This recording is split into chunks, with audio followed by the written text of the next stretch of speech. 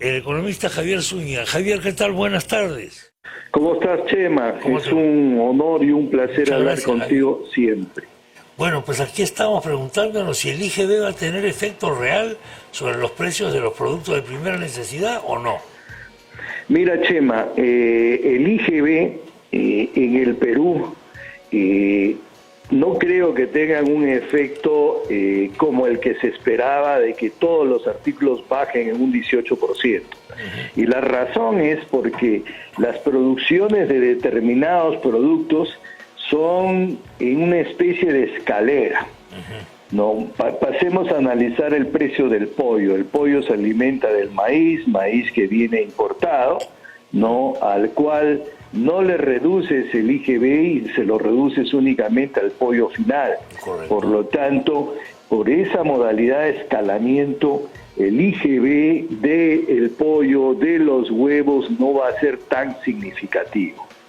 Yo iría por otro camino, que es el camino de presionar a los importadores de que ya no están importando a 4.20 sino a 3.87, 85, y por lo tanto allí hay una caída importante.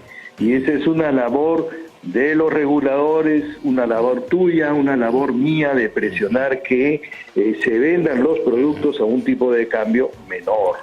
¿No? Sí. Por lo tanto, en una economía abierta, en una economía de mercado, lo mejor es la oferta y la demanda. La medida no está mal para otro tipo de productos. Por ejemplo, si fueran electrodomésticos, sí, porque viene la importación, se le reduce el IGB y cae inmediatamente el precio de los televisores. Pero en el caso de los alimentos, yo creo que más lo vamos a ver por la reducción del tipo de cambio que por el propio IGB. De acuerdo, de manera que la influencia que va a tener la medida legal, pues va a ser relativa, por decirlo menos, va a ser bastante relativa. Hay otro aspecto. Aunque ha pasado una cosa ya, Chema, que el precio del pollo ha empezado a reducirse, y ha empezado a reducirse porque ha caído el precio del maíz vía tipo de cambio, ¿no? Y por lo tanto ya empieza a reducirse el precio del pollo. ¿Y qué importa la sensación que fuera, si fuera IGB, si fuera el tipo de cambio? El asunto es que baje, porque el mayor impuesto para los pobres es la inflación. La inflación, efectivamente. Y hablando de inflación, que es el siguiente tema, ¿se nos va a descalabrar la inflación? ¿Se va a escapar el caballo? El año pasado, la FAO, los alimentos crecieron 28%. El primer mes fue bajo. Y hablo de los alimentos que regula la FAO, ¿no? La Organización Mundial de Alimentos, de las Naciones Unidas. El año pasado 28, este año se presupone un crecimiento del 18%, y iba bien en el mes de enero, pero cuando aparece la guerra de Rusia con Ucrania, inmediatamente empiezan a subir los precios de los alimentos. Por lo tanto, hay determinados alimentos como las oleaginosas, que vienen fundamentalmente de Ucrania y de Rusia, los aceites comestibles, que van a subir de manera considerable. En el caso peruano, la inflación acumulada en los últimos 12 meses ha sido más del 8%, pero en alimentos ha sido del 15%. Por lo tanto, yo creería que este año va a ser un año en donde la inflación lamentablemente va a estar alrededor del 8%.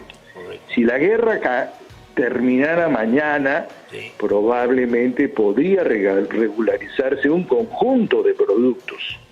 Por ejemplo, el tema del petróleo, que está en 105 dólares el barril, no acabada la guerra bajará a 60 y a 70, y eso podrá permitir tener un segundo semestre del presente año con una inflación menor.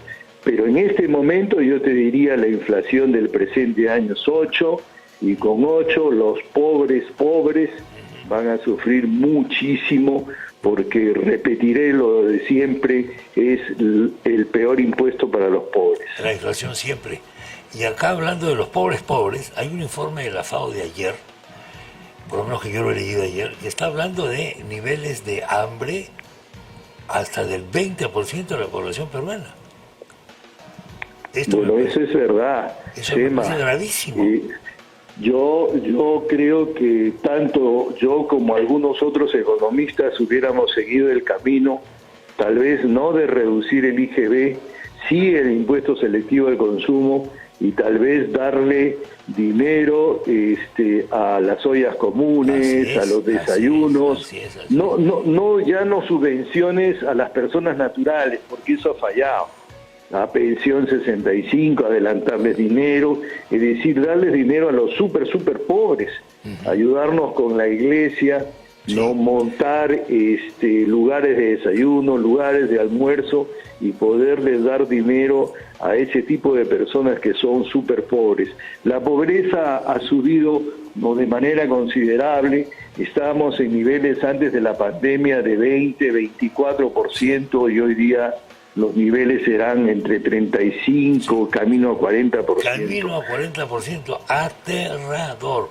¿Por qué Sí, no se aterrador propio por la pandemia, en donde la economía todavía no se restituye completamente, aunado con un conflicto que ha determinado que los precios de los alimentos se disparen, el precio del combustible se dispare, y por lo tanto, si se dispara el transporte, también se disparan los alimentos. Absolutamente. Habría que hacer una cruzada para salvar la alimentación de alguna forma, con intervención del sector privado. Por ejemplo, estuvo ayer acá una persona que tiene una institución privada. No estamos hablando de detalles estadísticos, estamos hablando de una situación límite, de lo que podríamos llamar, estamos a las puertas de una emergencia humanitaria. Y esto Y no es un tema solamente de Perú, Chema, es un tema que proviene del COVID. Inmediatamente lo ha cogido el tema del conflicto Ucrania-Rusia, y lo más triste es que no termina. Esto ya va camino para 3 meses, y 3 meses es una barbaridad en un conflicto. Pero como todo conflicto hay beneficiados, y el Perú es un tremendo beneficiado del conflicto, porque suben los precios de los minerales, hay cualquier cantidad de dólares en la economía peruana por el precio del cobre, por el precio del tungsteno, del aluminio, del cadmio, del oro, de la plata, y eso le conviene a la economía peruana. Es un mal para algunos, y para el Perú es una extraordinaria oportunidad, y ojalá que ese excedente pueda ser utilizado para ayudar a los más pobres. Ojalá. Muchas gracias, Javier, por esta comunicación. No, Chema, ha sido un verdadero placer y un fortísimo aplauso.